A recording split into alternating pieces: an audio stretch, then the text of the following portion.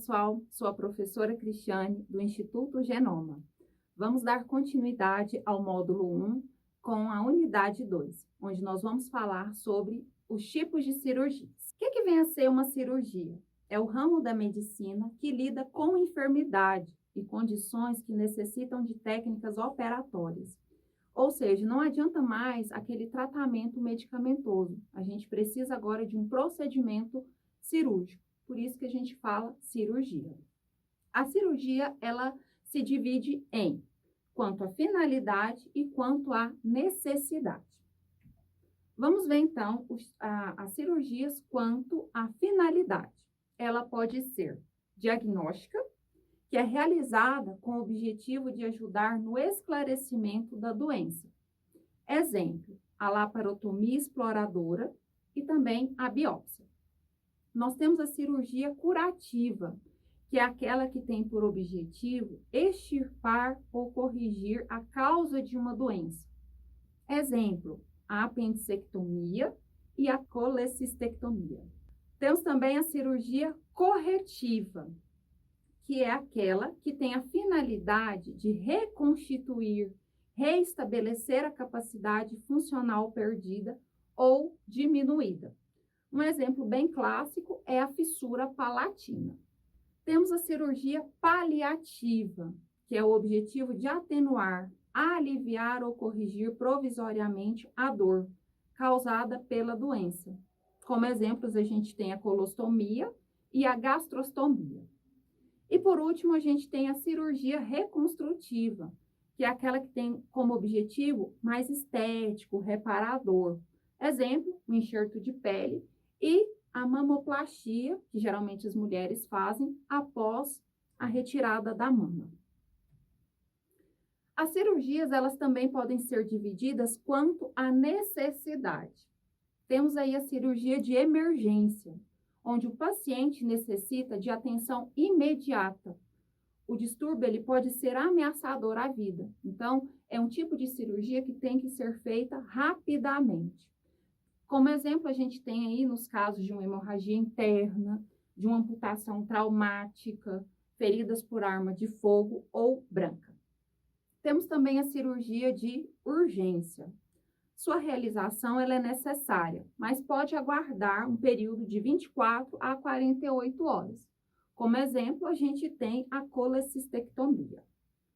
Temos também a cirurgia eletiva, e sua realização pode aguardar ocasião mais propícia, mas com necessidade. Então, não é aquela cirurgia que necessita de uma emergência ou uma urgência, ela pode ser marcada. Como exemplo, a gente tem cistos superficiais e a herniorrafia. Bom, de acordo com o Ministério da Saúde, as cirurgias, elas são classificadas segundo o potencial de contaminação. Primeiro, a gente tem as cirurgias limpas, que são realizadas em tecidos estéreis ou de fácil descontaminação, na ausência de processo infeccioso local, sem penetração nos tratos digestório, respiratório ou urinário. Então, é uma cirurgia mesmo limpa. Como exemplo, a gente tem a mamoplastia, a cirurgia cardíaca, a cirurgia de ovário, a neurocirurgia e procedimentos cirúrgicos ortopédicos. Temos também as cirurgias potencialmente contaminadas, que são realizadas em tecido de difícil descontaminação, na ausência de processo infeccioso ou inflamatório, com penetração nos tratos digestório, respiratório ou urinário, sem contaminação significativa. Então, como o próprio nome já diz, é uma cirurgia que tem uma contaminação em média. Exemplos que a gente tem: a histerectomia abdominal, a cirurgia no intestino delgado, feridas traumáticas limpas, ação cirúrgica até 10 horas após o traumatismo, e a colecistectomia. As cirurgias contaminadas. Essas cirurgias, elas já são contaminadas. São realizadas em tecidos recentemente traumatizados e abertos, de difícil descontaminação, com processo inflamatório, mas sem supuração. Tipos de cirurgias: a intranasal, cirurgia bucal e dental, cirurgia orofaringe, fratura exposta com atendimento após 10 horas. E por último, nós temos as cirurgias infectadas, que são realizadas em tecido ou órgão com presença de processo infeccioso, a supuração local, tecido necrótico e feridas traumáticas. Exemplo: cirurgia do reto e ânus com pus, cirurgia abdominal em presença de pus, a nefrectomia com infecção e a presença de vísceras perfuradas. Ou seja, esse tipo de cirurgia, ela vai estar realmente com um processo infeccioso e infectado. Cirurgias também, elas podem ser divididas segundo o risco cardíaco, em grande porte, médio porte e pequeno porte. Uma cirurgia de pequeno porte é com grande probabilidade de perda de fluido e sangue. Exemplo: um aneurisma. De médio porte é aquela cirurgia com média probabilidade de perda de fluido e sangue. Exemplo: uma cirurgia de ortopedia e urologia. E a cirurgia de pequeno porte é aquela com pequena probabilidade de perda de sangue e fluido. Exemplo: timpanoplastia e amigdalectomia. Em relação ao tempo de duração cirúrgica, as cirurgias, elas podem ser: o porte 1 é aquela cirurgia que tem a duração em média de até 2 horas. Exemplo: rinoplastia, blefaroplastia, amigdalectomia, colecistectomia. A cirurgia de porte 2 é aquela que tem a duração de 2 a 4 horas. Exemplo: a laparotomia exploradora e a gastrectomia. Já a cirurgia de porte 3, duração a partir de 4 a 6 horas. Exemplo: craniectomia, revascularização do miocárdio. E a cirurgia de porte 4 é aquela cirurgia que tem um tempo maior, geralmente acima de 6 horas. Exemplo: transplante, cirurgia neurológica em geral. Bom, agora nós vamos falar sobre as fases operatórias e a classificação. O paciente, ele recebe assistência da enfermagem desde o momento em que sua cirurgia foi indicada e marcada, até sua saída com alta hospitalar, após o procedimento cirúrgico. Então, essas fases, elas podem ser classificadas em pré-operatória, intraoperatória e pós-operatória. O período pré-operatório inicia com a indicação cirúrgica até a entrada do cliente ao centro cirúrgico. Então, a partir do momento que o paciente foi indicado para ele a cirurgia, até a entrada dele no centro cirúrgico, a gente tem aí o período de pré-operatório. O pré-operatório, ele pode ser dividido em pré-operatório mediato e imediato. O pré-operatório mediato, o cliente é submetido a exames que auxiliam na confirmação do diagnóstico e que auxiliarão o planejamento cirúrgico. Então, do momento que o paciente ele recebeu a informação que necessita de passar por um procedimento cirúrgico, a gente já considera pré-operatório mediato.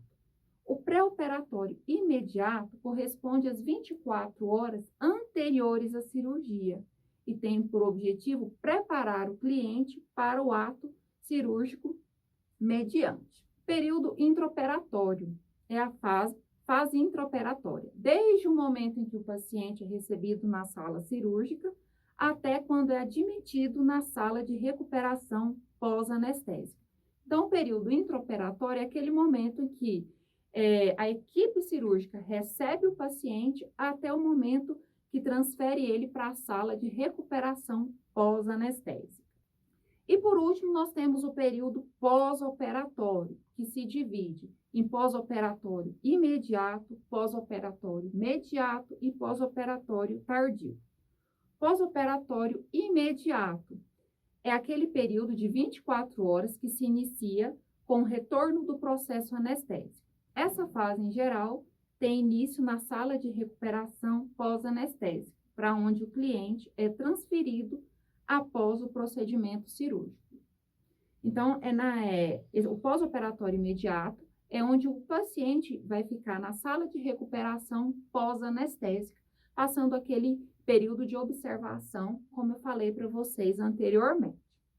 O pós-operatório mediato é após as 24 horas que se sucedem ao ato cirúrgico, até o momento da alta hospitalar. E por último, a gente tem o pós-operatório tardio, que inicia com a alta do cliente e termina com a primeira consulta pós-operatória, para revisão cirúrgica ou até a retirada de ponto. Bom, vamos falar agora sobre os tempos cirúrgicos de uma cirurgia.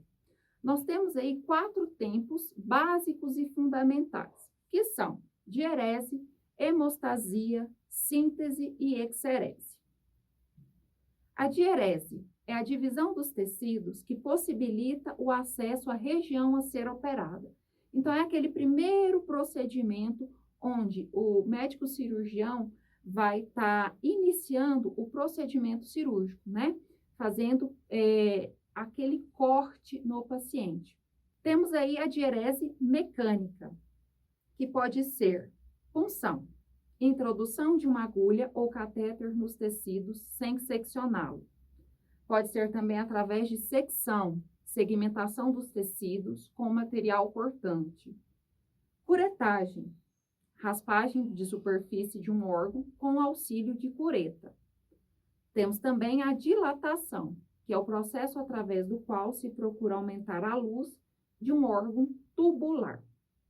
Além da diérese mecânica, a gente tem a diérese física, que pode ser térmica, que é realizada com calor, cuja fonte é energia elétrica, tipo bisturi elétrico, ou crioterapia, consiste no resfriamento intenso e repetido da área em que vai ser realizada a intervenção cirúrgica. E por último, pode ser utilizado também um raio laser, que consiste em um bisturi que emprega um feixe de radiação infravermelho de alta intervenção cirúrgica. O outro tempo, que é a hemostasia, que consiste no controle da hemorragia. Temos aí a hemostasia temporária, que após uma secção, o vaso sangrante deve ser imediatamente comprimido com o dedo, com pressa ou gás, enquanto se providencia seu pinçamento com pinça hemostática. E a gente também tem os sangramentos difusos. A colocação de compressas por 5 a 10 minutos são suficientes. Dentro da cavidade, as compressas elas devem estar úmidas com solução fisiológica. Temos também a ligadura com fio cirúrgico. Pode ser preventiva e anterior à secção de vaso, ou preparativa, após a secção do vaso e hemorragia. Temos aí a hemostasia com eletrocautério.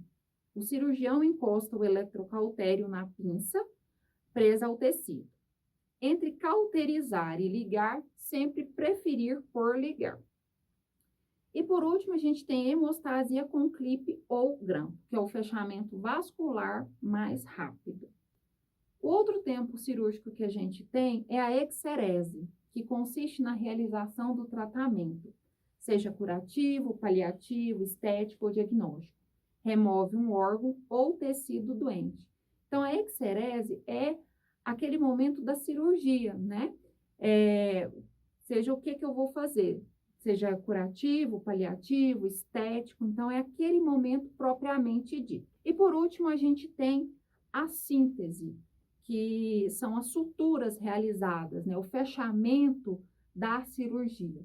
Vejamos, síntese é a recomposição dos tecidos por suturas ou grampeamento, com a posição das bordas da incisão ou aproximação de duas estruturas anatômicas.